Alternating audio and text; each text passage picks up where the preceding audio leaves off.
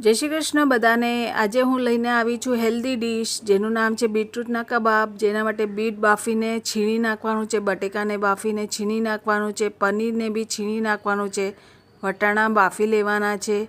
તો એક પૂરણ તૈયાર કરીએ આપણે। બીટને છીણીને લઈ લીધું, બટેકા છીણીને લઈ લીધા, પનીર છીણીને લઈ લીધું, વટાણા આવશે, આદુ મરચાં તમારા ટેસ્ટના હિસાબથી તીખું ખાતા હોય એ પ્રમાણે લઈ લેવાનું છે, અને થોડું બાઇન્ડિંગ માટે લેવાનું છે રવો અને પૌવા, એ પછી મીઠું, ગરમ મસાલો, ચાટ મસાલો અને કોથમીર બધું નાખી અને પ્રોપર મિક્સ કરી એક પૂરણ રેડી થઈ જશે। જે પછી તમારે જે શેપ આપવો હોય તમે આપીને ટીકી વાળી શકો છો। મેં રાઉન્ડ વાળ્યું છે। પછી એને સેલો ફ્રાય કરી દેવાનું છે। ઓછા તેલમાં થાય એવી વસ્તુ છે, હેલ્ધી છે અને બધાના માટે સારી છે। તો તૈયાર છે આપણા બીટરૂટના કબાબ।